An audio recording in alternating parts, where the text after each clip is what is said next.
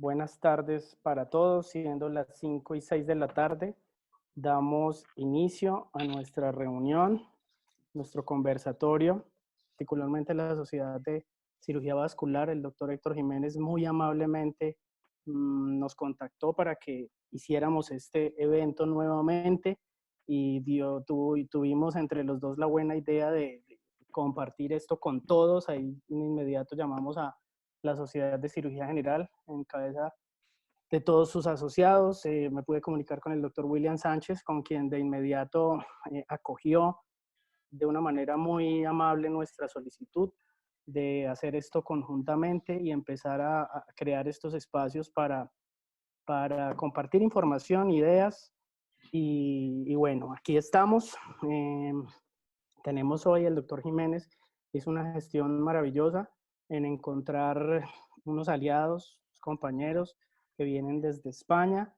Voy a presentarles la metodología de esta noche. El doctor Gabriel Ruiz, a quien ya voy a presentar en un instante adicionalmente, cirujano de trauma y cuidado intensivo quirúrgico, profesor asistente de cirugía de la Universidad de Miami, del Jackson Memorial Hospital, el Centro Ryder de Trauma en Miami. Nos va a dar la conferencia El papel del cirujano en el Frontline COVID 2019. Tenemos esta noche 4 moderadores. Yo soy Jorge Mario Castro, encantado de conocerlos a todos, compartir con ustedes. Soy cirujano general, coloproctólogo, trabajo en el Hospital Federico Lleras en la Clínica Médica de Ibagué. Soy el presidente de la Asociación Colombiana de Coloproctología. También nos acompaña el doctor Harold Trujillo, internista, neumólogo, intensivista, salud pública, emergencias y desastres, miembro de la Comisión de Salud de la Federación Internacional de la Cruz Roja, aquí en el Hospital Federico Lleras. El doctor William Sánchez, conocido por todos, jefe del Servicio de Cirugía del Hospital Militar Central y director ejecutivo de la Asociación Colombiana de Cirugía. Y el doctor Héctor Jiménez, cirujano vascular, profesor de la UPTC, miembro de la Junta Directiva de la Asociación de Cirugía Vascular. En el panel internacional, nuevamente le doy las gracias. Está el doctor Álvaro Sánchez, cirujano vascular del Hospital Universitario San Chinarro Norte, Hospital SHM de Madrid. El doctor Rubén Agresov, cirujano general, fellow de cirugía gastrointestinal, también de Madrid. Fernando Jiménez, cirujano general, coloproctólogo, amigo de la casa, del Board Europeo de Coloproctología y la Asociación Española de Coloproctología, está en Bilbao. Y el doctor Antonio Caicedo, cirujano general.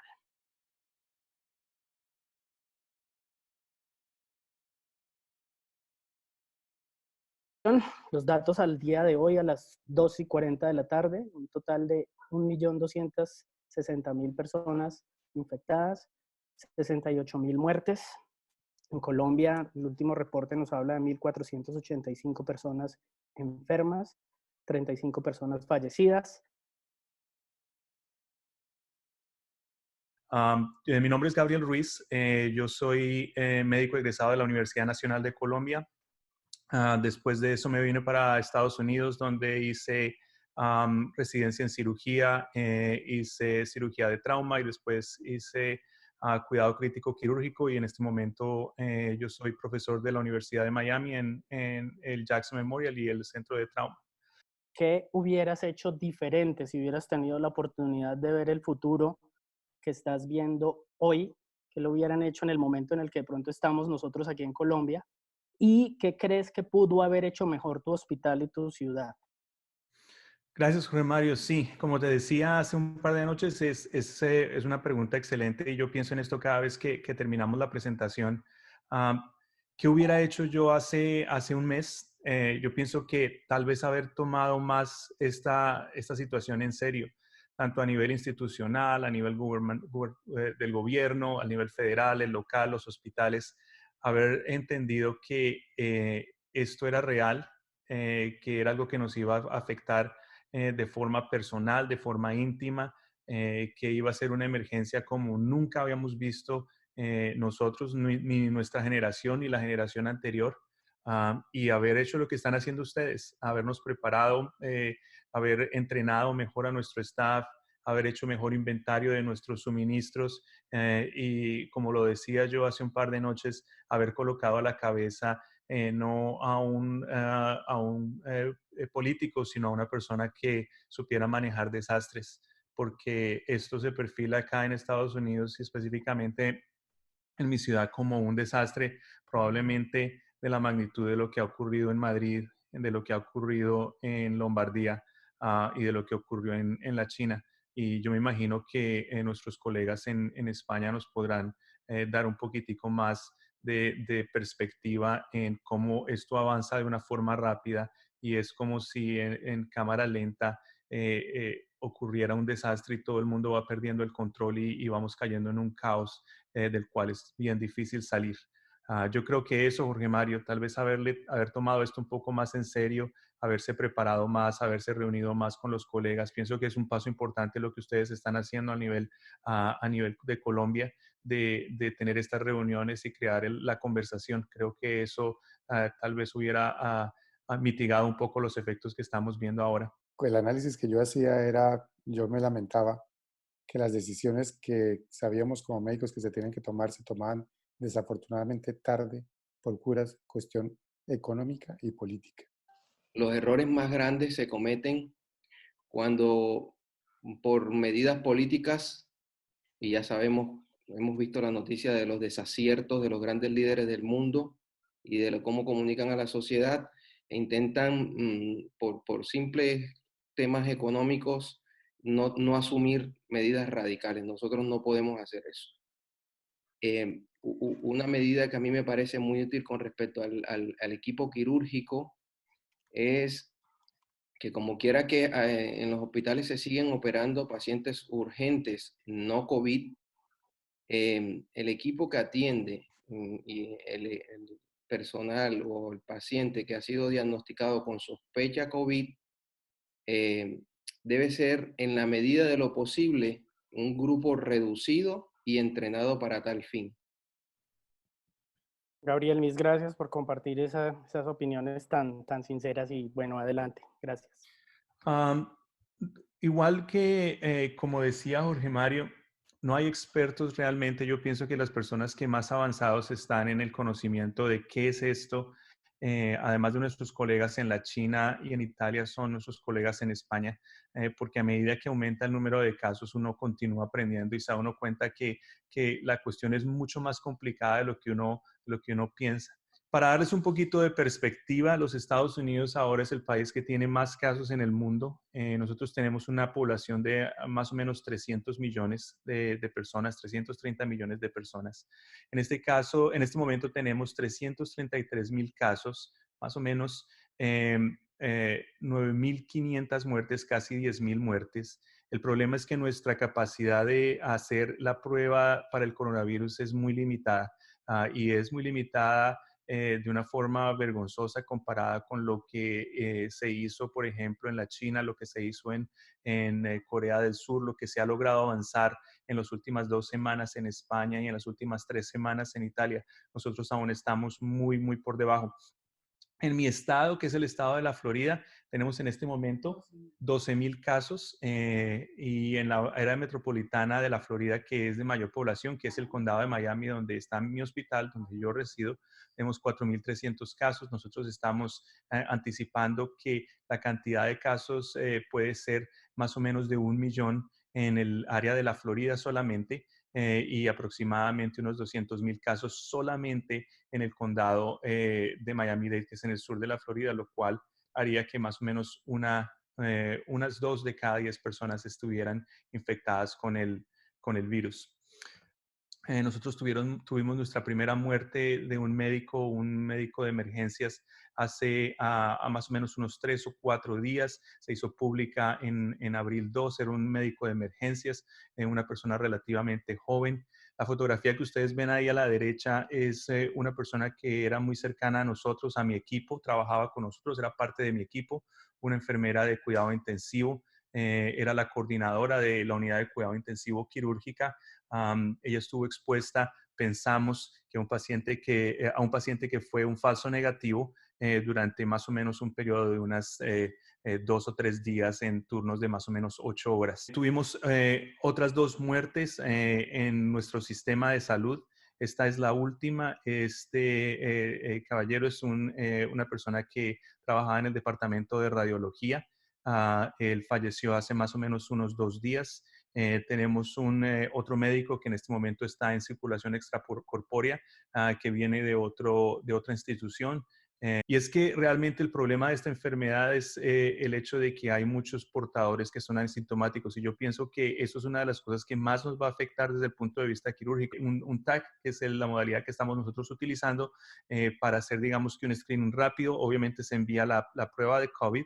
El COVID en este momento estaba tomando casi 2 días en llegar. En este momento ya estamos en más o menos unas 8 horas para tener el resultado, y el paciente fue positivo. Y eso demuestra lo terrible que es esta enfermedad, que realmente no nos da muchos síndromes clínicos y que puede tener pacientes que son altamente contagiosos. Nuestra primera decisión ocurrió más o menos hace unas 3 semanas, cuando decidimos parar totalmente la cirugía electiva. Nosotros tenemos un equipo de cirugía, estaba haciendo la cuenta hoy precisamente, el departamento completo de cirugía tiene 120 profesionales, 120 cirujanos de múltiples especialidades, desde otorrino, por urología, cirugía oncológica, colorectal, vascular, hasta trauma y cirugía de emergencias, y el 80% de ellos, que son los que llamamos nosotros cirujanos selectivos, pararon completamente toda su actividad electiva. Para nosotros, que somos los cirujanos de trauma, los cirujanos de emergencias, el problema era que nosotros realmente no teníamos muy poca guía en cuanto a qué hacer. Obviamente los casos de trauma continúan, las emergencias quirúrgicas continúan, y era una cuestión de preparar qué era lo que íbamos a hacer en el momento en que tuviéramos que estar expuestos a un caso de estos, y la elección de la técnica. Mi institución ha decidido darnos como consejo que eliminemos completamente la cirugía laparoscópica, ya que no nos puede garantizar que podamos filtrar el humo y los gases intraperitoneales en una forma adecuada. Nosotros ya habíamos conversado y nos habíamos reunido, habíamos entrenado, habíamos hecho algunos simulacros de qué hacer en caso de que nuestro servicio de emergencia, de cirugía de emergencia, fuera consultado por la sala de emergencia o por alguno de los otros servicios médicos en un paciente que fuera sospechoso o que fuera positivo. Y básicamente estos son algunos de los pasos que habíamos acordado. Hasta este momento no teníamos ninguna experiencia real y todo se había hecho exclusivamente en simulacros. Lo primero era revisar toda la información para clínica, ponerse en el computador a revisar las imágenes, revisar los laboratorios y hablar personalmente con el médico de emergencias. Normalmente nosotros, como les decía yo anteriormente, enviamos al residente de cirugía, que es un residente ya de 3er año, aquí son 5 años. Ellos van a ver el paciente, vuelven, conversamos, y después los dos vamos a ver el paciente, tenemos una discusión académica y se hace la decisión quirúrgica. En este caso, le pedimos al residente que no vaya para minimizar la exposición, y solamente el médico tratante, el cirujano tratante, entra a examinar al paciente, porque nosotros podemos hacer la decisión quirúrgica sin exponer a los residentes. Uno de los mensajes importantes para ustedes en Colombia: no importa qué tanto se entrene y qué tanto simulacro se haga, en el momento en que toca hacer esto en la vida real, hay muchas cosas que realmente no se pueden anticipar. ¿Qué protección es requerida para entrar a ver el paciente? La bata, doble guante, el gorro quirúrgico, una máscara N95, visor y las botas para cubrirse los zapatos. Lo primero que hay que hacer, las puertas tienen una ventana, es verificar que el paciente esté con una máscara. Desde la puerta, se abre la puerta, se le notifica al paciente que evite hablar durante la entrevista médica, y que si tiene que toser, que mueva la cara, que no esté apuntando hacia el médico, y que nos avise. Y básicamente nuestra labor es preguntar preguntas de sí o no, que el paciente pueda responder fácilmente, sin necesidad de tener mucha conversación. Se tomó la decisión de que el paciente tenía que tener cirugía, se obtuvo un consentimiento. En este caso, el consentimiento tuvo que ser verbal. Normalmente nosotros obtenemos consentimiento escrito, le damos al paciente un papel para que firme, o lo hacemos que firme en un computador. Por supuesto, esto no es posible en este tipo de pacientes, entonces se obtiene un consentimiento verbal, se hace una nota en el récord que por razones de COVID el paciente no va a poder firmar, y se le explica al paciente la logística de la cirugía, porque tiene que moverse el paciente por muchos lugares en el hospital y que probablemente el paciente va a permanecer en el ventilador después de cirugía. Es algo que el paciente tiene que saber. Lo primero que nosotros acordamos es empezar como al final, ¿dónde va a terminar el paciente? Tendríamos que buscar una sala de cirugía con presión negativa y como les explicaba a mis colegas en Colombia hace unos días, por regulaciones en Estados Unidos, el ente regulador prohibió la presión negativa en las salas de cirugía hace más o menos 3, 4 años y solamente se dejaron unos ciertos lugares en los hospitales que son básicamente lugares de hospitalización que tienen presión negativa, pero la presión negativa se retiró de las salas de cirugía por el potencial de aumento de infecciones de tejido blando, básicamente infecciones de las heridas. La teoría es que nosotros estábamos aspirando en la sala de cirugía microorganismos que nos aumentaban la cantidad de infecciones postquirúrgicas. Hablé con anestesia. Anestesia tenía unos requerimientos muy específicos. Ellos requerían de tener un cuarto con presión negativa para intubar el paciente, tener una sala de cirugía muy cercana al lugar donde se fuera a intubar el paciente. El paciente iba a permanecer entubado después de la cirugía y iba a ser transportado a la unidad de cuidado intensivo donde el paciente iba a estar aislado. Las llamadas telefónicas, como les dije, tuve que llamar al jefe de mi división, tuve que llamar a un cirujano de backup para que viniera a cubrirme. Yo estaba en ese momento en turno por la tarde, ya a punto de terminar mi turno, llamé a mi backup que llegara temprano, porque esa persona se tendría que encargar del resto del cuidado de servicios. Es un trabajo de tiempo completo. Llamar a la unidad de cuidado intensivo y llamar a una cantidad de gente en la parte administrativa para procurar la sala de cirugía, hablar con anestesia, elegir los lugares y mapear el transporte del paciente de un lugar a otro. Básicamente, el transporte del paciente tendría que tener esos requisitos que ustedes ven ahí. Es una ruta que es la ruta más cercana. Evitar al máximo estar dentro de un lugar cerrado como un elevador. El terror que tuve metiéndome en un elevador con este paciente que estaba tosiendo en un elevador fue tremendo. La sala de cirugía que elegimos es una sala que estuviera muy cerca de la entrada de las salas de cirugía para minimizar la cantidad de transporte con este paciente. Buscamos una sala de cirugía que no fuera a bloquear el resto de los salones. En este caso teníamos la fortuna de que esta sala de cirugía en particular abre las puertas automáticamente sin necesidad de tocar las puertas. Simplemente uno le hace una señal a la puerta con la mano y la puerta se abre automáticamente. Y tenía una ventana grande para comunicarnos con un equipo y les voy a explicar el equipo cómo era en un momento. Llevamos el paciente primero a una sala de presión negativa que estamos utilizando para rotar todos los pacientes que tienen COVID que necesiten un procedimiento. Esa es una sala de presión negativa que está en una unidad de cuidado intensivo y se está dejando completamente vacía exclusivamente para los pacientes COVID. Si un paciente necesita, por ejemplo, una línea central, se lleva a esta sala de cirugía. Si el paciente necesita una broncoscopía, si el paciente necesita un tubo de tórax, se llevan a esta sala de presión negativa. Después de intubar el paciente, tendríamos que llevar al paciente a la sala de cirugía. Entonces ya estos son dos transportes diferentes. El equipo de anestesia iba a tener la protección completa de precaución aérea. Eso es todo el vestido con la doble máscara, con el doble visor, doble guante. Ellos iban a tener todas las precauciones durante la intubación del paciente. Después de que intubaron el paciente, cubrieron el paciente con un plástico desde el pecho, la mitad del pecho, completamente cubierta la vía aérea y todo el equipo. Tengo que hacer nota de que los únicos que entraron a intubar a este paciente fueron el profesor de cirugía y el técnico de terapia respiratoria para conectarlo.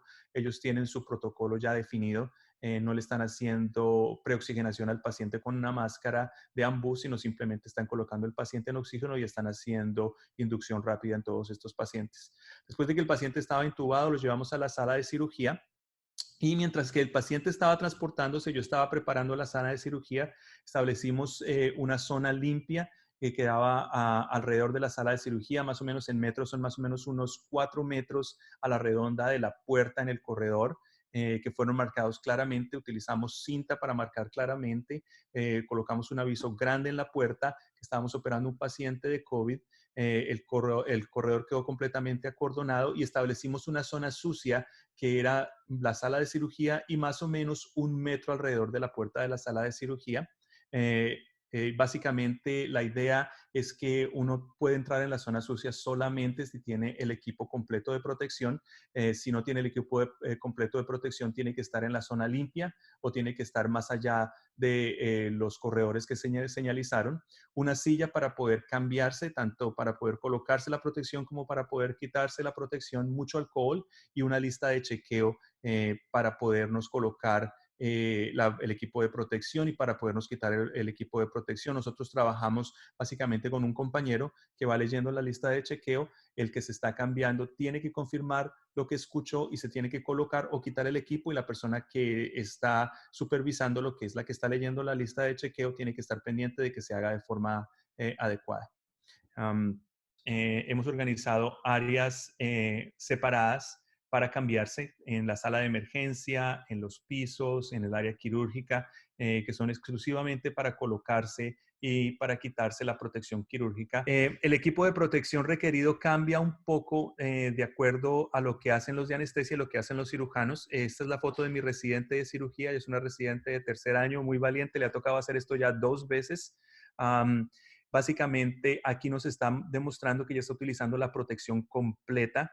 Lo único que le hace falta ahí es una máscara sobre su máscara N95, y ese vestidito que tiene ella amarillo lo colocamos para demostrar que ahí es donde se va a colocar ella su bata estéril de cirugía. Básicamente tuvimos que modificar el protocolo de la colocación de la protección y modificarlo para que se pueda hacer de una forma estéril, para que nos podamos colocar la bata de cirugía de una forma estéril. Las cosas que teníamos dentro de la sala de cirugía: una trampa de humo para el electrocauterio. Como les dije, nosotros íbamos a hacer este caso abierto. 2 equipos de succión separados, suministros fuera del salón que iban a estar tanto en el área limpia como en el área, digamos que es como híbrida, todo el equipo necesitaba escuchar el plan, y esto es algo que me impactó mucho. Yo lo sigo repitiendo cada vez que hablo respecto a este caso. Uno de los miembros del equipo nos pidió que hiciéramos una oración antes de entrar a cirugía, y eso demuestra la cantidad de estrés bajo la que se somete el equipo de cirugía completo. Yo también estaba asustado, también estaba preocupado, pensando en mi familia, pensando en qué va a pasar, pero como nos toca a nosotros, como fuimos entrenados, tenemos que demostrar liderazgo y tenemos que mandar y ser claros en nuestras órdenes para que no se pierda el control en una situación de estas. Cambios en la técnica quirúrgica. Básicamente, mucho cuidado de succionar todo lo que pueda ser posible que pueda tanto salpicar como la mayor cantidad de gases que se produzcan. Le pedimos a los de anestesia que colocaran una sonda nasogástrica y hicieran copiosa succión, más de lo normal que yo usualmente hago. Nosotros normalmente hacemos estos casos en forma laparoscópica, y una vez que entramos le pedimos a los anestesiólogos que succionen un poquito el estómago para poder trabajar. En este caso, antes de abrir el paciente, le pedimos a los anestesiólogos que trabajaran con esa sonda nasogástrica bastante. Tratar de hacer el caso lo más frío que posible. La incisión la hicimos con bisturí hasta la fascia. Abrimos 1 centímetro de la fascia, y esta tal vez fue la parte más aterradora del procedimiento. El paciente tenía un neumoperitoneo importante. Tratar de aspirar rápidamente el neumoperitoneo antes de abrir completamente. Evitar rociar fluidos tanto en nuestra protección quirúrgica como en las sábanas. Uno de los lugares donde más se salpica contenido biológico es en los zapatos, en las cubiertas de los zapatos, y esta es la parte más crítica cuando uno se retira el equipo. Entonces teníamos que tener cuidado de no salpicar mucho y realizar la cirugía en una forma deliberada, en una forma lenta. Usualmente yo dejo que mis fellows o mis residentes hagan la operación y yo simplemente doy consejo o ayudo solamente cuando están, digamos que atascados en alguna parte del procedimiento. En este caso yo fui el que realicé el procedimiento porque necesitábamos que fuera hecho lo más rápidamente posible para disminuir la cantidad de exposición. Al finalizar la cirugía, comunicarnos claramente con el equipo de anestesia para la manipulación de la vía aérea. Cada vez que la vía aérea fuera a ser manipulada, nosotros tendríamos que estar por fuera de la sala de cirugía. Un área que ha sido contaminada por un paciente de COVID se deja cerrada durante 1 hora para esperar que la mayor cantidad de aerosoles, sobre todo los más pesados, caigan sobre las superficies horizontales y reciben algo que se llama una limpieza terminal, que es una limpieza exhaustiva. Utilizan rayos ultravioleta, utilizan una cantidad de desinfectantes y descartan todo lo que es desechable que está en el cuarto, así esté cerrado y esté limpio. ¿Cómo estamos nosotros haciendo a nivel de nuestra división, que continuamos trabajando con pacientes que están infectados? Hemos decidido utilizar varias máscaras, las marcamos, las colgamos en un área seca, nos colocamos la máscara de una forma estéril.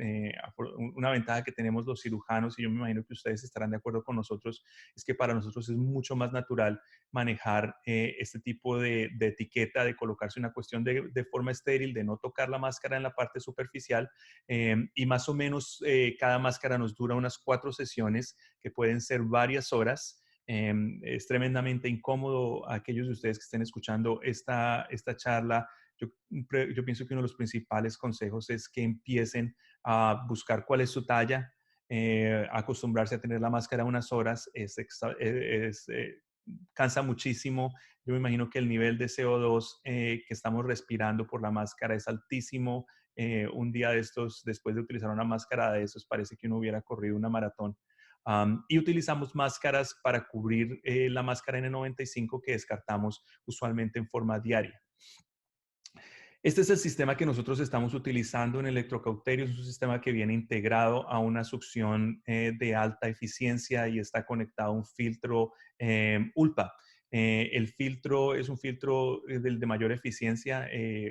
Ese filtro es capaz de atrapar partículas que son más pequeñas de 0.1 micrometros, que es más o menos 10 veces más pequeña de lo que en teoría es el virus que causa el coronavirus.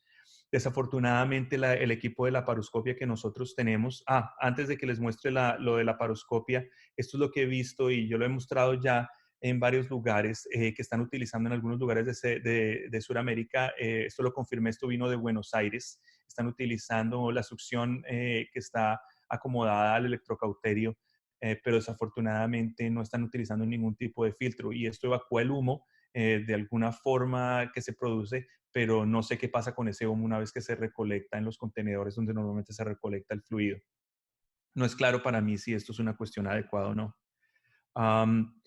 Aquí les coloqué una tablita que viene del Colegio Americano de Cirujanos respecto a cuál es más o menos nuestra guía en el hospital. Nosotros la adaptamos casi que letra por letra. Básicamente todos nuestros casos quirúrgicos electivos fueron eliminados.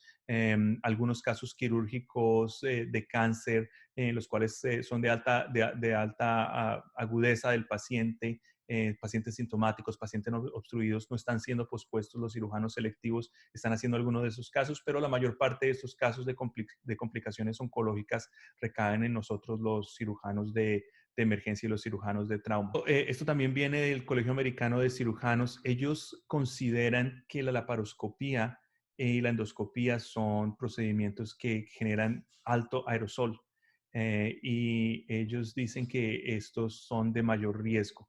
No he visto que tengan realmente ningún dato bajo esto, pero es algo para tener en cuenta. Y cuando les hablaba de la laparoscopia, ¿cuáles son los requisitos por los cuales nosotros dejamos de hacer la laparoscopia? Es básicamente este aparato. Este aparato es un sistema cerrado de laparoscopia. Yo me puse a buscar en el hospital cuántos teníamos de estos. Encontramos 2, uno estaba dañado y encontramos otro que funcionaba. Esto requiere un filtro ULPA, como les decía, 0.1 micrometros. El problema es que nosotros no lo utilizamos en forma rutinaria. Imagínense, en un sistema donde tenemos 80 salas de cirugía, más o menos solamente encontré un aparato de estos. Los gases en la cavidad peritoneal en la laparoscopía tienen altísima concentración biológica, y realmente no se conoce el riesgo. Sí, yo pienso, y tal vez el doctor Caicedo, que tiene un poquito de experiencia en Canadá, nos puede decir si ellos tienen este aparato disponible. Probablemente es más seguro hacer la laparoscopía desde el punto de vista de aerosol. Si no tiene uno este aparato disponible, aún queda la duda. Yo personalmente continuaría haciendo cirugía abierta si no tengo este aparato disponible.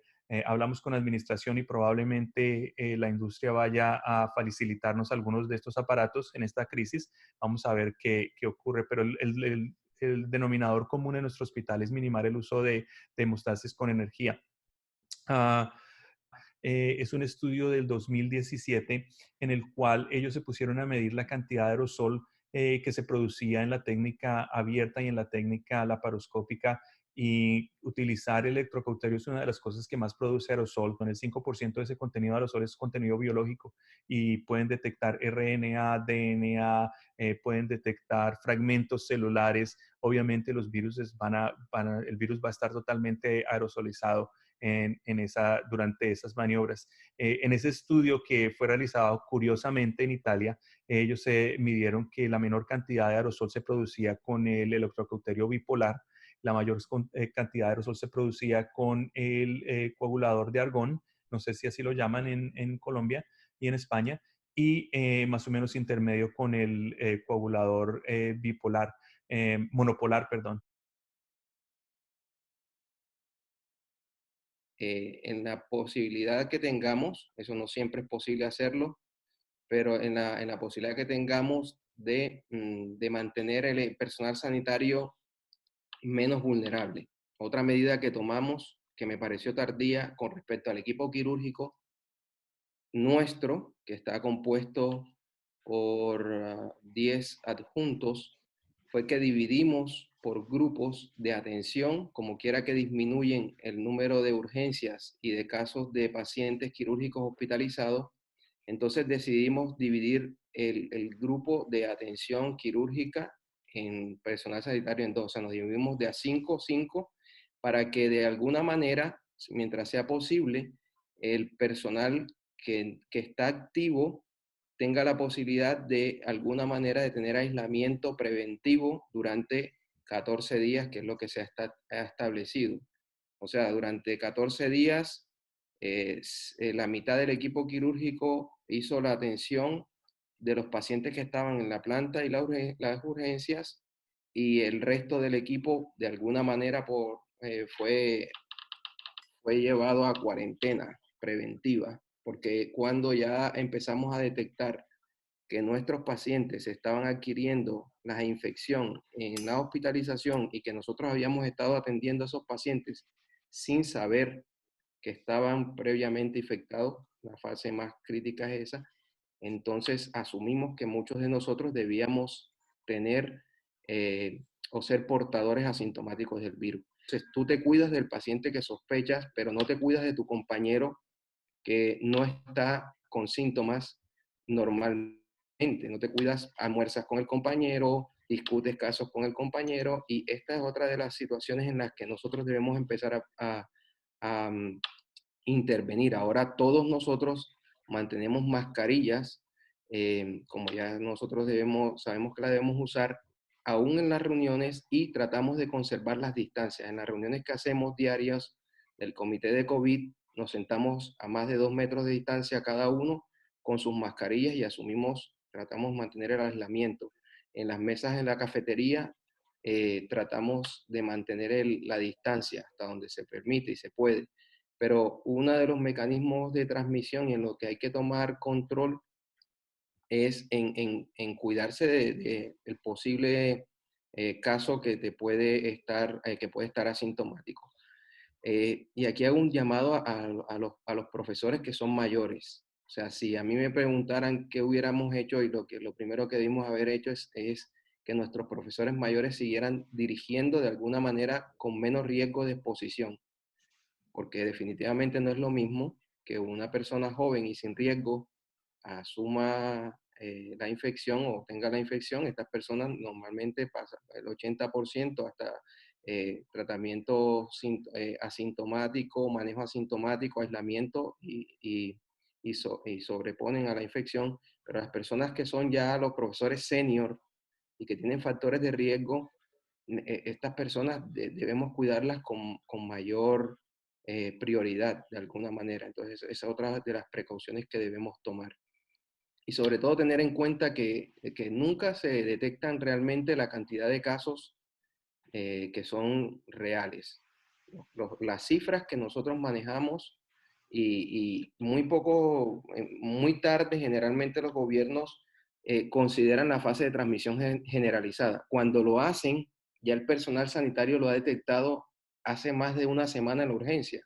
O sea, cuando aquí consideraron que la transmisión estaba generalizada y que la transmisión era de la propia población, ya nosotros lo habíamos vivido en la urgencia. Ya mi paciente operado había fallecido en el piso. Ya nosotros sabíamos que teníamos compañeros que habían empezado a tener los síntomas. Es decir, los gobiernos van detrás de lo que realmente ocurre en la urgencia y detectamos. En algún momento, y los cirujanos nos estamos preguntando eso acá, ¿en qué momento va a cambiar nuestro rol en el hospital? Ya nos dijiste que has tenido que estar de ronda en cuidado intensivo, en otras cosas. ¿Ese cambio de rol, hay alguna directriz, alguna política o es simplemente lo que la lógica médica y lo que el día a día del hospital va diciendo? Está apoyando básicamente con llamadas a los pacientes COVID, o sea, llaman a los familiares, que es uno de los mecanismos que tenemos, y están asumiendo básicamente de alguna otra manera en el quirófano los pacientes urgentes, pero de contacto directo con los pacientes que netamente tienen la neumonía y sin otro diagnóstico, no hay personal quirúrgico involucrado, sanitarios del área quirúrgica. Están comunicándose con los pacientes, que son muchos, sus familiares, que es otro de la problemática que se presenta con estos pacientes. Están la mayoría de ellos aislados, en ausencia de familiares acompañantes, por lo cual la comunicación directa de su evolución clínica se hace compleja muchas veces. Situación dramática, nos coge a todos de sorpresa y seguirá cogiendo a todos los países y cirujanos de sorpresa. Cuando no se sabe qué hacer, realmente parece que lo más lógico es hacer todo lo posible porque sea peor la situación. En este momento son casi 13.000 muertos, tenemos un porcentaje altísimo de mortalidad son 47 millones de habitantes, 130.000 contaminados y 12.000 muertos. Es una barbaridad, 10% de nuestra mortalidad, una de las más altas a nivel mundial. No sabemos por qué, las estadísticas pueden jugar un poco en contra, pero lo cierto es que el personal más afectado y los que más se contaminan son los sanitarios, con lo cual mucho cuidado. Y va un poco por lo que estábamos hablando de qué podíamos haber hecho, pero quizás ahora ya que ustedes han empezado un poco antes y que las sociedades están manifestando que es la única opción general para salir de problemas, quizás hay muchas cosas que se pueden hacer ahora y que nosotros hemos empezado a hacer cuando nos ha tocado, pero hay cosas que se han hecho y que vale la pena comentar. Hay una parte organizativa que tiene que ser general, que tiene que partir, seguramente los cirujanos somos buenos liderando, pero también hay que hacerlo en conjunto con la institución, con cada hospital. Una de las cosas que se hizo aquí en Andalucía fue establecer antes, cuando los primeros casos empezaban a aparecer, tratar de sacar toda la patología, un plan de choque para sacar toda la patología grave, urgente, que pudiera tratarse antes de que llegara el pico grande de enfermedad. La otra cuestión es una organización a nivel de cada servicio de cirugía y establecer una serie de recomendaciones. Establecer una serie de recomendaciones probablemente a nivel de las sociedades científicas y basándose en las otras recomendaciones que ya existen. Usted me pidió hoy que revisara o les comentara un poco lo que estábamos en España con respecto a estas recomendaciones. Muy rápidamente la Sociedad Española de Cirujanos y la de Coloproctología y muchas sociedades han establecido parámetros que sirven de guía para cada servicio para saber qué es lo que tiene que hacer y adaptarlo a su realidad. Y otra cosa que es importante y que hemos llegado tarde nosotros y quizás ustedes ya lo estén controlando y que Gabriel ya hizo alguna mención es preservar, cuidar los recursos que pueden tener una durabilidad específica de 4 reutilizaciones y eso hay que programarlo con antelación. Y una cosa de la que todavía no estamos hablando, pero ya empezamos a enfocarlo porque parece que empiezan a bajar los números de nuevos ingresos y parece que podemos empezar a tener algo de optimismo con respecto a la estabilización de los casos diagnosticados de nuevo, repito, es qué vamos a hacer al futuro cuando todos estos pacientes que no hemos operado durante meses, que serán los que lleguen para julio, agosto, cómo vamos a tener organizados nuestros servicios, nuestros cirujanos que no estén infectados, cómo vamos a prepararnos para esa situación que va a ser también dramática. Básicamente, la gente en Nebraska hizo un estudio que mostró que si uno hace un procedimiento que produce aerosol o si simplemente hay un paciente que esté tosiendo, ellos pueden encontrar el coronavirus afuera del salón donde se hizo el procedimiento, en los corredores, en las superficies de las ventanas, en las puertas adyacentes. Yo pienso que si no hay sala de presión negativa, el área inmediatamente cercana a la sala se pone en un riesgo altísimo de proveer contagio.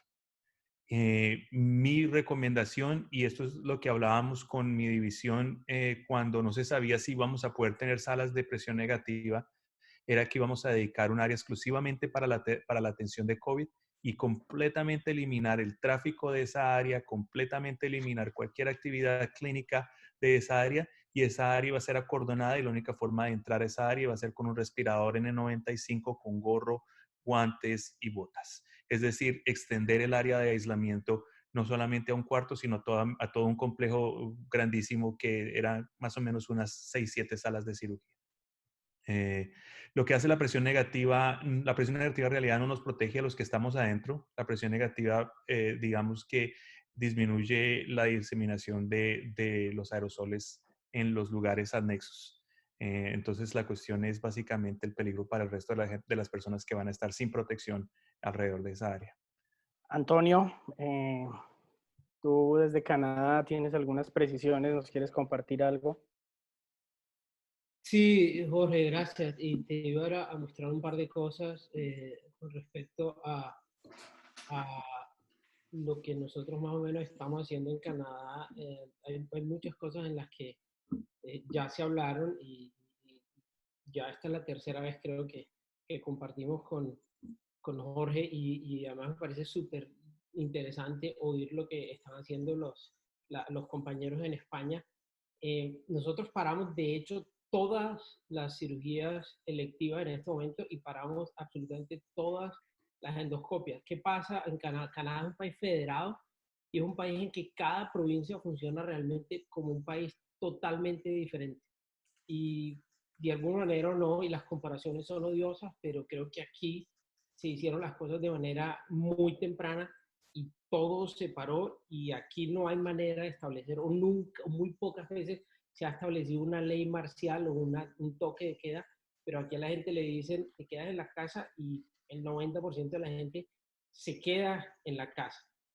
Todos los pacientes que nosotros estamos haciendo de manera urgente, es decir, cánceres que están a punto de obstruirse, de personas que necesitan realmente una cirugía, le estamos haciendo el test, hacemos hacer el test rápido, pues simplemente porque no los tenemos, pero confiamos que esas personas se han mantenido aisladas por lo menos 7 días y se les pregunta. En Ontario, nosotros, que es la provincia donde yo estoy, tenemos más o menos casi 4.500 casos. No estamos haciendo ni gastroscopias, ni estamos haciendo esófago, ultrasonidos por endoscopia esofágica, a menos que sea una cuestión absolutamente necesaria, y las gastroscopias, por consenso a nivel nacional, solo se hacen si son urgencias vitales. Alguien preguntaba si estaban esterilizando las máscaras N95. Nosotros establecimos un protocolo con una máquina que se llama Sterile Machine, que básicamente utiliza el vapor del peróxido de hidrógeno, aunque hay otras personas y otros sitios donde lo que hacen es esterilizarlas en las hornillas. Y eso está bien, y creo que, como decía Gabriel en un principio, no hay realmente expertos. Ahora, yo solo les quería mostrar este pedacito y es más o menos como una gráfica muy parecida a lo que estaba haciendo Gabriel. Nosotros lo que hicimos fue establecer prioridades de quién se opera, quién no se opera y qué se hace. Entonces nosotros les hacemos la prueba a las 48 horas antes de operarlos, les hacemos un screening, que básicamente el screening es preguntarle cosas, confiando en que la gente a uno le va a decir la verdad. ¿Ha estado usted aislado por X número de días? ¿Ha estado usted con síntomas? ¿Ha estado usted en contacto con personas enfermas? ¿Está usted asintomático? Sabiendo que aquí, por lo menos en Ontario, entendemos que hay un 30-40% de los pacientes que se contaminan en la comunidad, es decir, que no han tenido ningún tipo de contacto de alto riesgo. Esos pacientes igual los operamos y no tenemos mayores precauciones, y son los que ustedes ven en la columna A, Los pacientes de la columna B son más o menos los mismos, pero simplemente esos pacientes no se les hizo un test antes. Luego vienen los de la columna C, D y E, que son todos los pacientes de alto riesgo que o no tienen test, que están asintomáticos, que no se aislaron o que tienen sospecha de COVID o fueron probados de COVID positivo, y aún así otros, como los pacientes que tienen procedimientos de cirugía torácica o cirugía de cabeza y cuello o de cirugía otorrino. Todos esos pacientes del grupo C, D y E, nosotros los operamos con precauciones máximas. ¿Qué ha pasado aquí? Que nosotros hemos sido, pienso yo, y la mayoría de la gente siente, que hemos sido muy agresivos. Hay miedo bastante en todas las personas que trabajamos en salud, porque hemos visto pues, la experiencia de los colegas en España, la experiencia de los colegas en Italia, y aunque no hay, como lo dije antes, una ley marcial, la gente no sale de la casa. Ahora, hemos tratado de establecer una comunicación muy directa con los anestesiólogos, y yo puse 3 cositas acá, o más de 3 cositas, que tienen que ver con el hecho de que algunas personas, yo recibí algunos correos preguntándome cómo deberían ellos coordinar con los anestesiólogos, y nosotros hacemos un comité, cambia como casi cada 2 o 3 días, pero las recomendaciones son básicamente las mismas. Parecido a lo que decía Gabriel, solo los anestesiólogos están en el quirófano en el momento de intervenir, y aunque hay 2 quirófanos con presión negativa, el protocolo se hizo pensando en qué pasa si no hay presión negativa.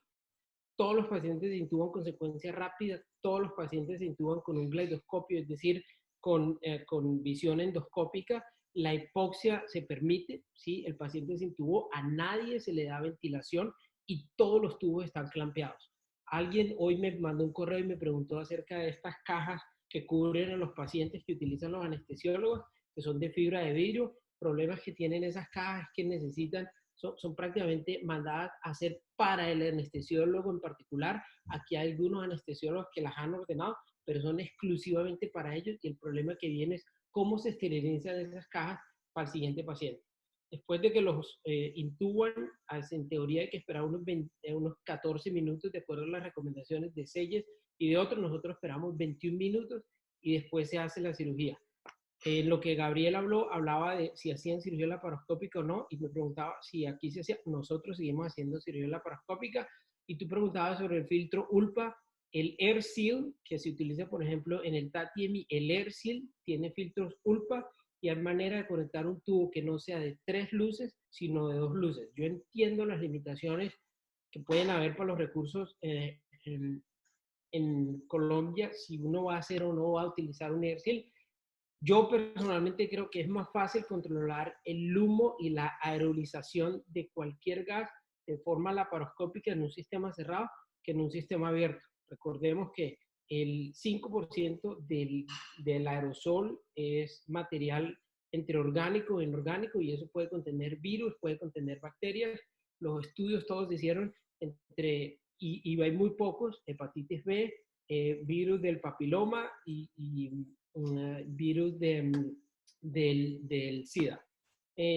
Recomendaciones: que los anestesiólogos probablemente traten de prevenir que los pacientes se despierten agitados.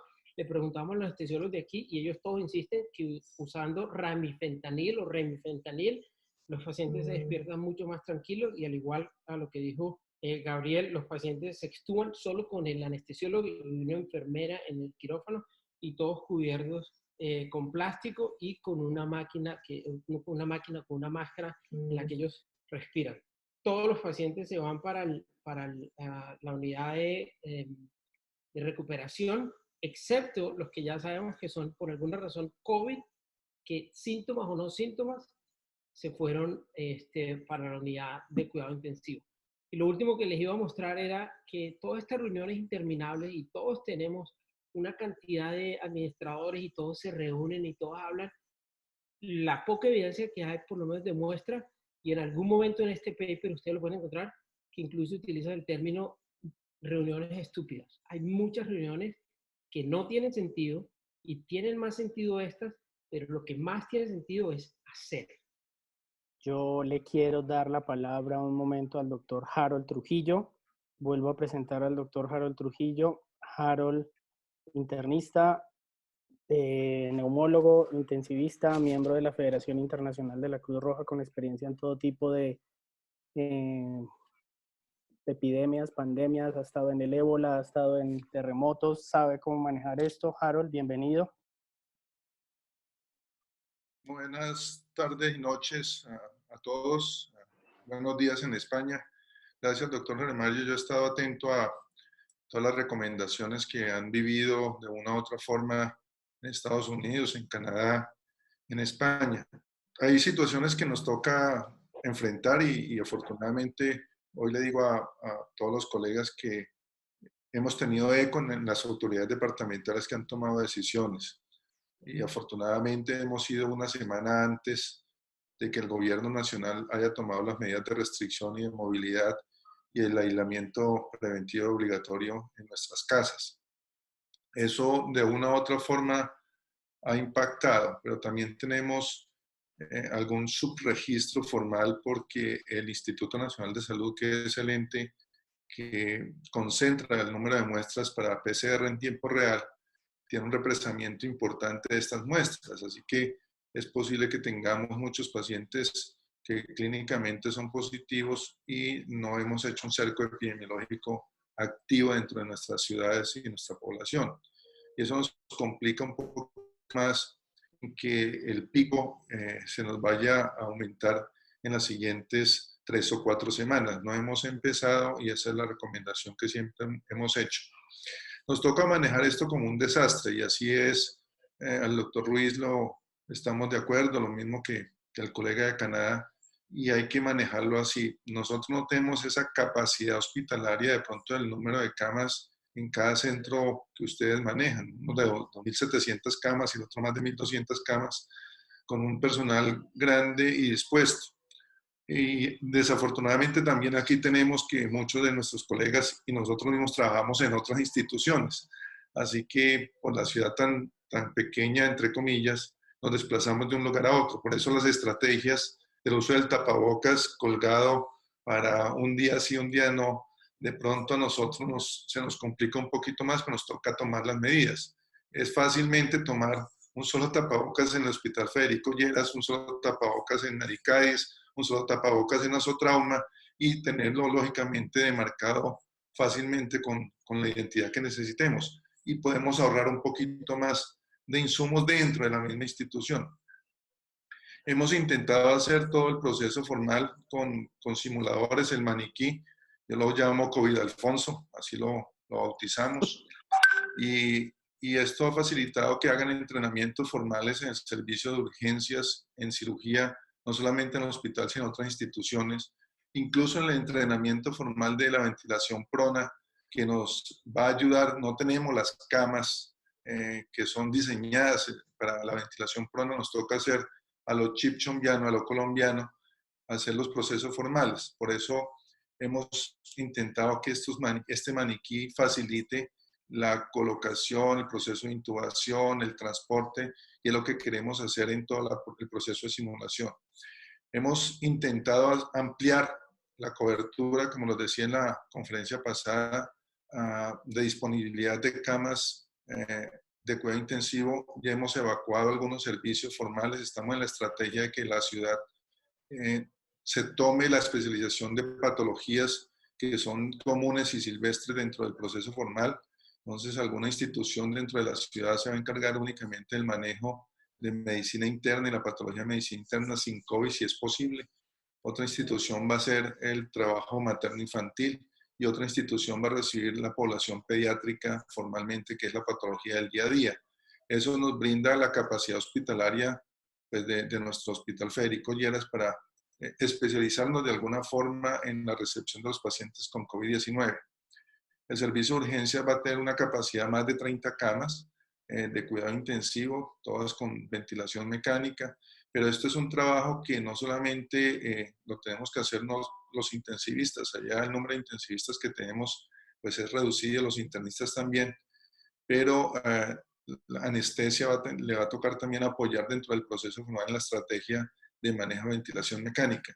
Pero como vamos a tener 2 sedes, nos toca tener como un teletrabajo permanentemente y monitoría, que es lo que estamos estableciendo para darle instrucciones a aquellos médicos que están en la línea frontal, que pueden ser médicos generales, pero porque la expansión es a 100 camas de cuidado intensivo posiblemente, y que tengamos una directriz permanentemente y apoyo, por lo menos por teleasistencia formalmente de estos pacientes. Eso nos permite dos cosas. Una, de no estar corriendo de un lado a otro. Segundo, disminuir la exposición formal del personal de salud que le ha sucedido en España. Me alegra de alguna forma que hayan tenido formalmente turnos de 14 días, pero pienso que si ya tenemos las pruebas rápidas de anticuerpos IgM, pues podemos saber quién sí y quién no, y aquel que haya tenido básicamente una cuarentena con una exposición previa con anticuerpos IgM,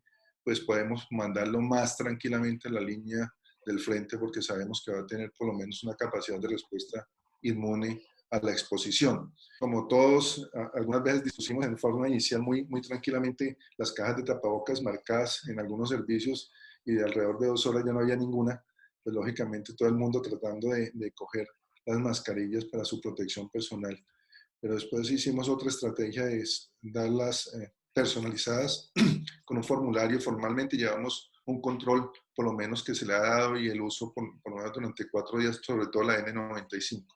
La checklist, que es todo el proceso que se hace en la colocación del traje y, más importante, en la retirada del traje, se haga adecuadamente para disminuir los procesos básicamente de riesgo de infección. Necesitamos ese parcero, lo digo así con palabras coloquiales paisas, para que esté pendiente de cómo lo colocamos y cómo lo retiramos, y hagamos equipos formal para que no cometamos errores. Yo les insisto, y como dijo el doctor Ruiz, tener un tapabocas N95 durante periodos prolongados de tiempo no es fácil. Y cuando uno tiene todo el equipo puesto, unas temperaturas que en la ciudad pueden rondar algunas veces por encima de los 30 grados centígrados, pues si no tenemos equipo de aire acondicionado, que no todas las salas lo tienen en forma adecuada, están trabajando mucho en la adecuación de los equipos básicamente de aire acondicionado, pero en las salas generales no las tenemos. Entonces vamos a tener dificultades desde el punto de vista de soporte formal de estos trajes. Ustedes no se imaginan cuando uno tiene esas cargas formales de equipo encima de la situación formal. Les contaba que un auxiliar, desafortunadamente, ese turno fue tan prolongado que se orinó en su traje. Eso fue por no salir del cubículo de aislamiento, y pues lógicamente son condiciones que nos toca tener el bienestar real del personal. Mil gracias. En el auditorio tenemos unas preguntas. El doctor Mejía quería una pregunta hace un rato, le doy la palabra. Sí, yo quería preguntar lo que manifesté ahí. Yo estoy muy preocupado porque creo que todo el personal de salud se está contaminando. Es en el momento de retirarse una gran cantidad de equipos de protección. Yo creo que deberíamos, a la salida de cada sala de cirugía, hacernos una aspersión antes de pensar en quitarnos nuestros equipos de protección, porque quitárnoslo así sea en espejo o con, como dicen, con un compañero enfrente para revisión, creo que ahí es donde está fallando todo el protocolo de defensa contra el coronavirus. ¿Alguien está haciendo algún tipo de aspersión o algo parecido? Sí, yo puedo responder eso, si me permiten. Eso fue algo que discutimos acá hace algún tiempo. Desafortunadamente, no tenemos en nuestra institución la habilidad de hacer una aspersión y controlar ese fluido después. ¿Qué pasa con ese fluido con el cual se hace aspersión? Tengo entendido, el doctor Trujillo probablemente nos pueda confirmar que para el ébola no hacen aspersión antes de colocarse la protección, porque se genera una cantidad de fluido que es potencialmente contaminado, que sería difícil de contener. Lo que hacemos nosotros es, como decía el doctor Trujillo, el compañero muy estricto y una cantidad grande de en cada paso, lavándose las manos, lavándose los guantes. Es lo que estamos haciendo ahora. No sé si el doctor Caicedo, el doctor Trujillo tengan alguna otra idea. Sí, nosotros hicimos, bueno, nosotros no hicimos en algún momento esa posibilidad cuando se empezó el manejo de ébola en África, y tuvimos desafortunadamente 8 bajas del personal de salud, porque fue un proceso de contaminación e infección demasiado rápida. No teníamos esa capacidad de entender en ese momento y ya está demostrado que no nos sirve y que aumentamos los riesgos formalmente de aspersión de partículas aerosolizadas. Nos toca decidir qué vamos a operar hoy y hay muchas cosas que no debiesen ser operadas hoy. Yo no sé si el problema real de la contaminación es en el momento en el que nos quitamos los trajes o simplemente nuestra interacción va más allá de lo que debiese ser, incluso como cirujanos operando y haciendo procedimientos donde no debiésemos hacer. Antonio, gracias. Yo le quiero dar la palabra a mi colega y mi compañero en citar esta reunión, el doctor Héctor Jiménez, quien tiene algunas inquietudes y yo creo que vamos a ir como sacando unos puntos en concreto de esta reunión. Doctor Héctor. Gracias, Jorge. Yo quisiera hacer una pregunta concreta porque una de las etapas más complejas es la etapa postoperatoria.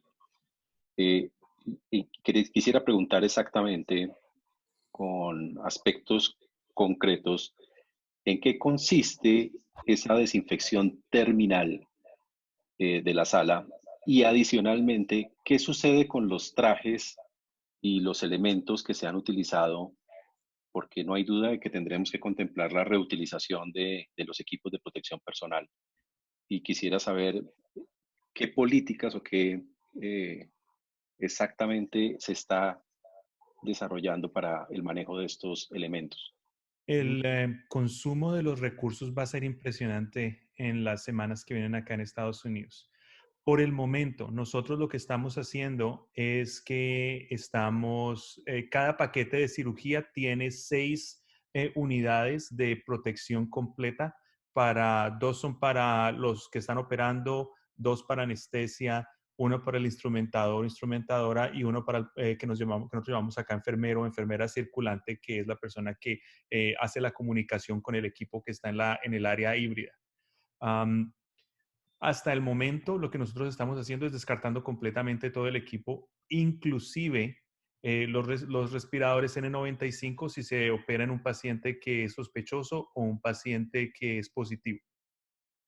Sí, nosotros creo que en la semana que viene vamos a tener la posibilidad de tener una prueba rápida de 15 minutos, entre 5 y 15 minutos, parecida a la que se hace con el flu. Si eso sale, me imagino que la situación irá a mejorar, pero me imagino que en el momento en que nosotros ya hayamos quemado todo este equipo que tenemos, que en este momento les confieso, yo creo que nadie en el hospital sabe cuánto tiempo va a durar esto ni a qué velocidad estamos acabando toda esta protección. La idea será tratar de mantener al máximo las máscaras, que parece que lo más difícil para el hospital, y eliminar el resto del equipo.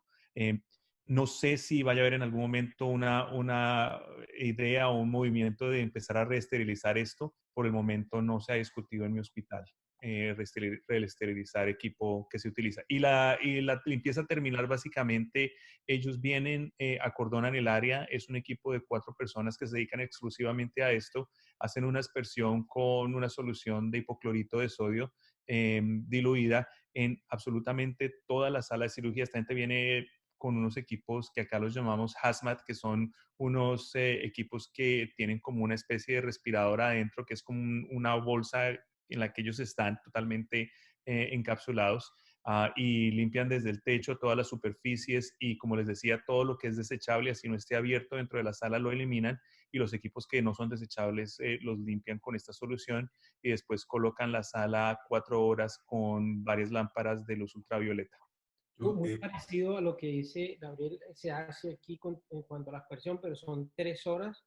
Y en cuanto a los equipos, decir que se reutilizan, yo creo que sería un riesgo biológico muy importante y además plantea un problema ético y moral muy serio, que incluso aquí la prensa lo ha puesto. ¿Cuánto se le debe exigir al personal sanitario de cuánto es exponerse? ¿Cuánto es ir a salvar vidas sin tener ningún tipo de protección? Y aunque hay voces que dicen que todos debiéramos salir y no importa porque ese fue nuestro juramento hipocrático, hay muchas voces que tienen claro que cuando ese equipo se acabe, porque pensamos que se va a acabar, van a haber decisiones que van a ser muy dramáticas y yo creo que nuestros colegas de España y de Italia probablemente ya lo han experimentado. Pienso que lo han experimentado en cuestiones de decidir quién se intuba, quién no, quién tiene acceso a un respirador, pero cuando nosotros tengamos que decidir, muy claro, casi que para todos nosotros, que sin un equipo de protección adecuado no lo vamos a hacer. Sería el equivalente a decirle a un bombero que se meta en cuero en un incendio a rescatar a las personas, o a un soldado a que vaya sin pistola para pelear una guerra. Entonces ellos argumentan una cuestión de tipo ética y moral, pero aunque estamos todos de acuerdo, nosotros todos somos personas antes de ser cirujanos. Dos recomendaciones puntuales.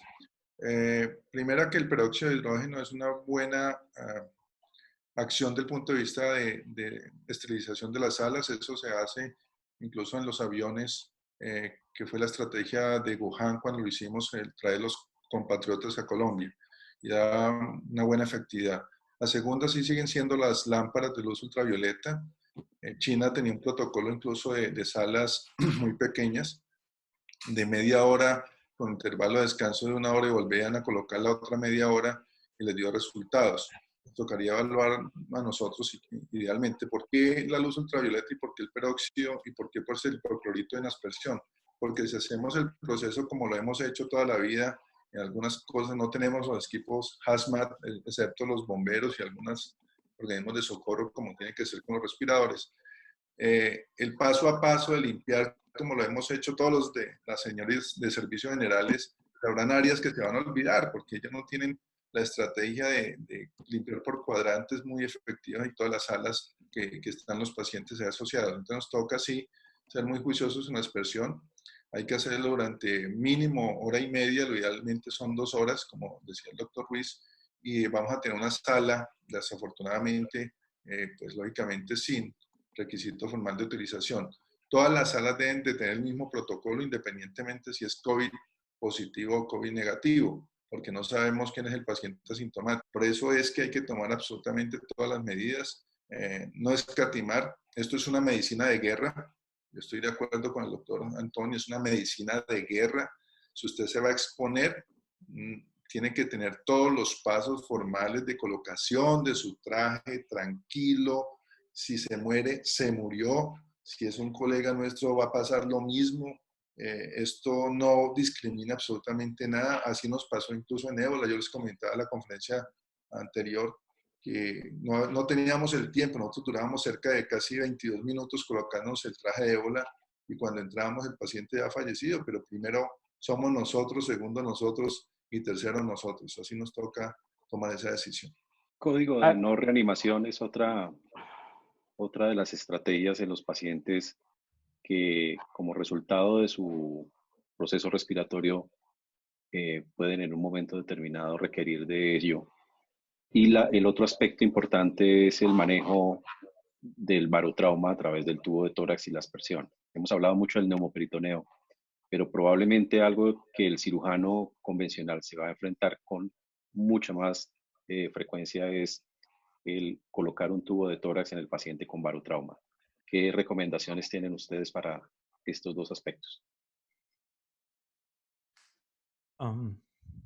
No sé si España, ya me imagino que estarán haciendo eso bastante y nos podrán decir más en España. Acá en este momento hemos tenido solamente 2 o 3 casos y lo estamos haciendo en sala de presión negativa con protección de aerosol completa. Aquí nadie resucitación cardiopulmonar. Simplemente hizo un arresto cardíaco, punto final. Se acabó el juego. Game over.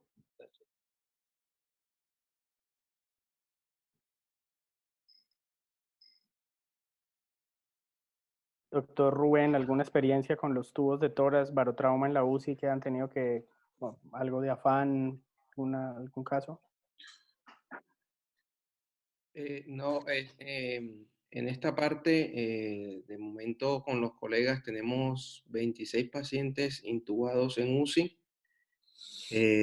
La sala de la REA de quirófano pasó a ser una sala de UCI para pacientes no COVID. En cuanto a la no reanimación, los pacientes, inicialmente se había decretado una circular por parte del Comité de Bioética a nivel nacional, en donde se eximía de responsabilidades directas en cuanto a la decisión al personal de UCI y de hospitalizados. Lo que hemos hecho a nivel del hospital es que todos los pacientes clasificamos el Charson y el Bartlett, y los pacientes que tienen criterios para acceder a la UCI se le comentan al intensivista de turno, y la realidad es que toca hacer una lista en cuanto a su pronóstico de vida, y en la medida de lo posible los pacientes que se han ido extubando, que realmente creo que los intensivistas lo han ido haciendo muy bien. Normalmente tienen 3 extubaciones promedio día, y en ese orden van ingresando los pacientes dependiendo de, como les he dicho, su clasificación y su pronóstico de vida. Una cosa importante es que los pacientes oncológicos realmente se han suspendido prácticamente todas las cirugías programadas, porque los que se habían operado, hemos tenido la particularidad de que algunos que se habían operado en la etapa previa a toda esta transmisión generalizada empezaron con síntomas o sospechas de COVID, lo cual complica significativamente el manejo. Y con respecto al barotrauma, básicamente lo que ya ha comentado el doctor Ruiz es tratar de tomar todas las medidas y hacerlo en una sala de presión negativa. Hace 2 días tuvimos una teleconferencia con el doctor Fauci del Hospital Universitario de Corea, contándonos toda su experiencia y toda la acción como país y como ciudad. Y surgió un tema de reflexión que es muy importante, que tenemos que evaluar, sobre todo nosotros en Colombia. Algunos de los colegas lo dijeron, que es la posibilidad de que los trabajadores de la salud y más los médicos, específicamente los cirujanos y los intensivistas, que seamos vectores de la enfermedad, dado que muchos trabajan o trabajamos en diferentes instituciones al mismo tiempo. Una de las grandes recomendaciones que decía el doctor Fauci a nivel nacional de ellos es de que se debería de considerar muy seriamente y reevaluar nuestra acción de trabajo centralizada en solamente una institución, para poder hacer la trazabilidad adecuada del manejo de la posibilidad de la enfermedad, y que nosotros como trabajadores de salud no nos convirtiéramos en vectores, que bien lo podremos ser porque ya se ha demostrado que ha sucedido así. Me da una pena por nuestro colega y amigo y muy cercano a la Asociación Colombiana de Cirugía, el profesor Emilio. Ruego a Dios para que salga adelante, pero me gustaría escuchar primero esos comentarios, porque creo que es muy importante, y esa es una responsabilidad social de nosotros. Les cuento, a nosotros nos ocurrió eso en el hospital. En el hospital una colega de nosotros trabajaba en otra institución, en la institución anexa que estaba trabajando, tuvo un contacto con un paciente que falleció, después llegó a nuestra institución y dejó fuera de campo de acción a 40 colegas en la institución, porque tuvieron contacto directo en la UCI. Entonces, eso es un problema absolutamente serio y es una realidad, y que bien vale la pena tenerlo en cuenta, y que sobre todo en las ciudades pequeñas se podría controlar muy fácilmente, teniendo la responsabilidad social de nosotros, y en esta época dividirnos por instituciones y no convertirnos en vectores. ¿Qué opinan ustedes de eso? Pues, si me permiten, España se maneja sobre todo una sanidad que pretende ser universal, y la salud pública abarca menos del 20% de la medicina en España. Se han pretendido crear unos protocolos que sean unas directrices únicas tanto para hospitales privados como los públicos. O sea, pertenecemos en este momento a una sola directriz. esa es lo que ha sucedido. Específicamente en Bilbao, todos los hospitales privados se han convertido en públicos y de esa manera se articula el funcionamiento de una manera más o menos general. Como cada hospital tiene sus particularidades, también tiene una medicina laboral que es la que dictamina cuánta gente se puede o no ir del hospital en caso de contacto, porque si fuera por contacto cercano o por riesgo no trabajaría nadie en este momento y ya nos falta gente. La gente está haciendo, no coge días libres, trabaja los sábados, domingos en Madrid a marchas forzadas y cuando se habla con ellos están llorando y es dramático.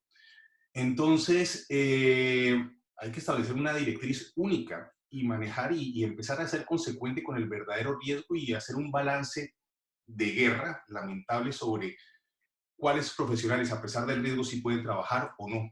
Pero eso no se puede articular desde una manera individual, sino de una manera colectiva y a partir de políticas estatales, regionales. Yo creo que esa consideración del doctor Sánchez es supremamente interesante. Una cosa es lo que hacemos en el lugar ideal y otra cosa es lo que hacemos con lo que tenemos. Y pues echándole cabeza yo rápidamente cómo sería eso que dice el doctor William Sánchez, lo veo muy difícil, porque pues los cirujanos, los médicos, los intensivistas trabajan en dos sitios. Es claramente aquí el ingreso de un solo sitio de trabajo para un médico muchas veces no es bueno. Las remuneraciones vienen a 3, 4 meses en muchas partes. Entonces, fácilmente el que se quede en un solo sitio descuadra el cuadro de turnos del otro sitio. Tendrían que hacer unas modificaciones. Nada es imposible, pero me parece, doctor William, que es muy difícil por eso que le digo, y pues habría que trabajarle bastante.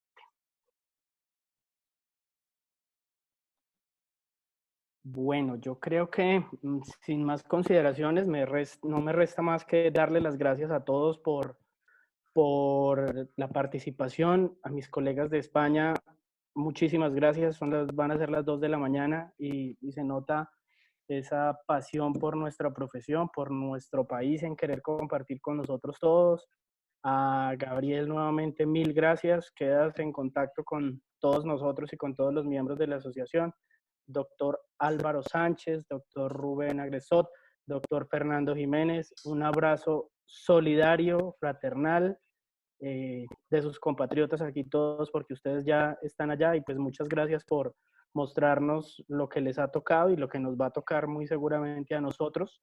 Y nuevamente esperamos, si surge la oportunidad, si vemos la necesidad, volver a contactarlos para que nos ilustren con sus enseñanzas y con su experiencia. Doctor Sánchez, William Sánchez, pues muchísimas gracias por el respaldo de la asociación. Quedamos a sus órdenes, que este material se convierta en algo de utilidad para todos. Y Antonio, 1000 gracias, saludos y a todos yo creo que nos vamos despidiendo. Fray Mario, una última recomendación. Muchos de los pacientes que tenemos protocolo con Caletra, con Liponavir, Ritonavir, tienen mucha diarrea. Y ojo con esas secreciones formalmente que son la materia fecal. Tienen mayor carga viral que en tracto respiratorio. Y durante el tiempo duran mucho más. Es decir, si tenemos hisopado faríngeo negativo, en promedio 3 o 4 días la carga viral en heces o en materia fecal continúa. Entonces hay que tener mucho cuidado. Y también el personal de la salud tenemos que tener la disciplina que cuando utilicemos el baño también hagamos la desinfección permanentemente.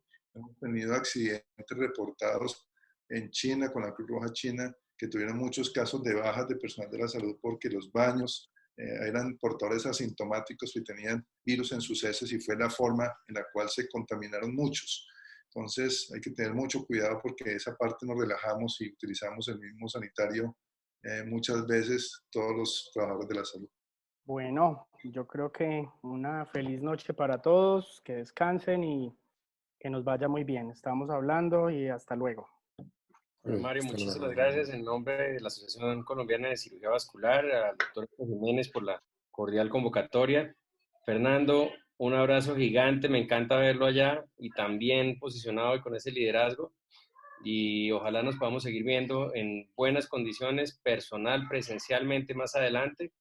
Vamos a seguir activos y trabajando en el tema de instrucción. Llevamos un fin de semana muy fuertemente llevando a cabo y adelantando las guías que vamos a hacer con la Asociación de Infectología en conjunto con las demás asociaciones interesadas, y particularmente una discusión muy fuerte ayer con respecto al abordaje quirúrgico, que creo que con lo que obtuvimos hoy, esta exposición de ustedes y la experiencia nos dan más luces para poder sacar adelante este proceso como debe ser.